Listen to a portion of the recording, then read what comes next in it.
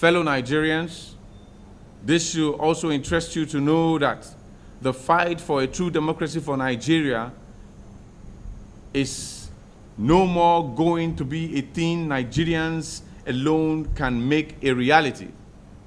This is because we have decided to call on the international courts to step into the matter before Nigeria is turned into a political war zone that the world will not be able to control. If Buhari's administration refuses to obey the laws set aside by the Electoral Act, we shall have no option but to seek redress at the International Court of Justice. We are talking about the ICC, because for the Vmcii, these political wickedness are also seen as criminal crimes that will attract criminal investigation by an independent court of international competent jurisdiction. We shall invite the ICC by rolling a special petition to them to flash a red light on settling the case of the fake results INEC refused to have a review upon that the Vivas have provided by the laws of our Electoral Act. It's time to honestly reconnect INEC back on track as an independent agency of government. Your redemption is very key if you wish to have a positive participation of youths in other future elections, because it is very clear that the just concluded governorship and state assembly elections were protectively boycotted by the youths.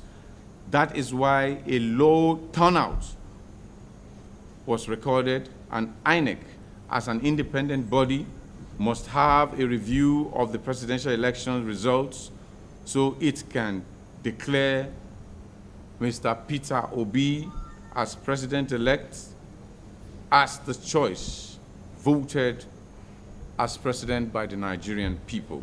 In the actions and inactions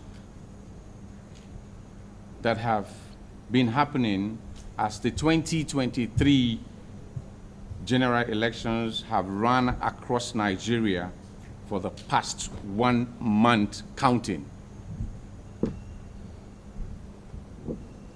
As Nigerians are still nursing the pains manufactured by the INEC-supported, scripted election riggings and the irregularities that have characterized the presidential elections over 2 weeks now, we have yet again recorded another disgraceful conduct of the governorship elections held almost in all states of Nigeria where governorship elections were held.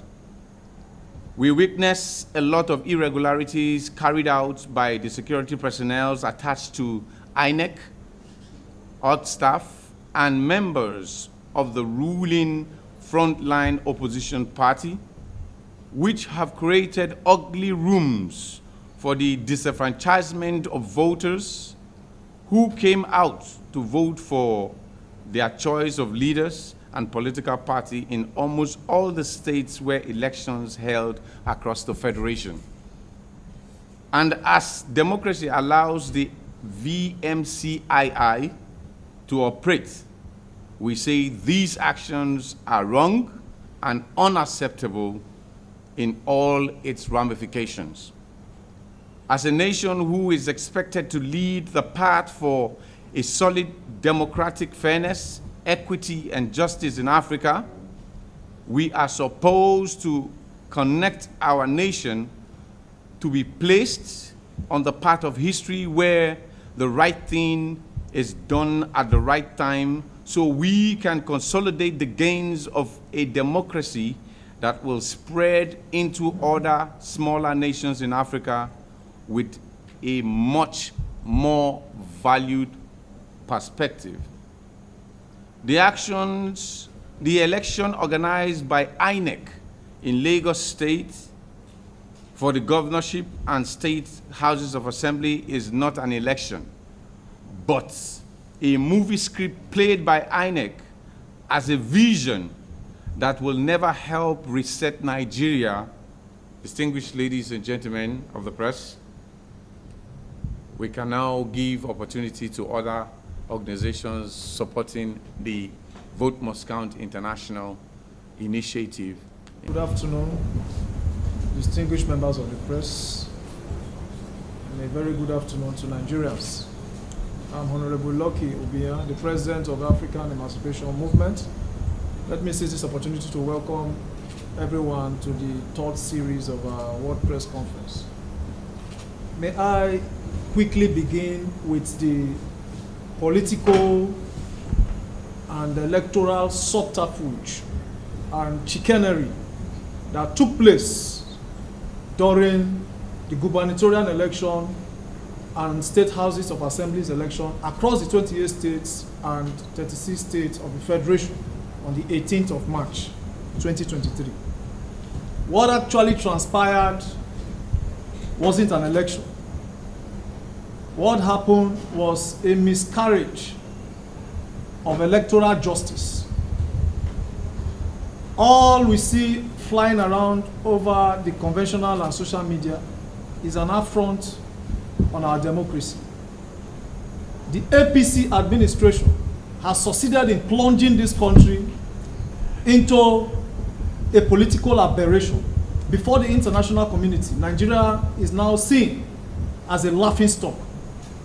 We are seizing this opportunity to call on the President of the Federal Republic of Nigeria to disband and call for a total overhaul of the entire electoral body called Independent National Electoral Commission, INEC, under the supervision of Professor Mahmood Yakubu. They have performed woefully. Professor Mahmood Yakubu has succeeded in debasing that institution. There is no longer credibility. We are asking him to throw in the towel or face the Nigerian people. Secondly, as an addendum to that, we are also calling on the INEC chairman. Last week, when we had our World Press Conference, we gave them 48 hours to allow our lawyers access. As a matter of that, they only allowed our lawyers access to 2 irrelevant states to inspect the materials. The key states that we are hoping to use to overturn the election, they have persistently and consistently refused our lawyers. We are giving them 24 hours from now. 24 hours. If not, they shall meet the Nigerian people, occupy the entire INEC offices in this country. Secondly, we are also using this opportunity to address the spokesperson of the PCC, Bayo Onanuga. His incendiary statements and comments in trying to divide Nigerians along ethnic lines and religious lines.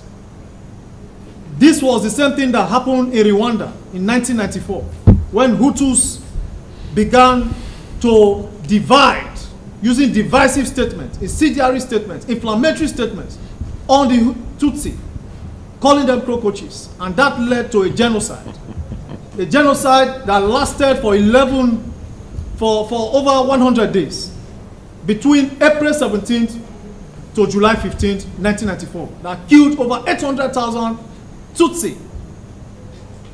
We don't want that in Nigeria. We are calling upon him to rescind his words that are divisive. Nigerians are equal in any part of the country, and in fact, Nigerians are supposed to live anywhere without the fear of tribalism. Thirdly, security agencies are complicit of all that transpired during the gubernatorial election. We are calling for a total overhaul of the security agency being led by the Inspector General of Police. By law, his tenure is expired. He's not supposed to remain there. We don't know on what law they are operating in this country.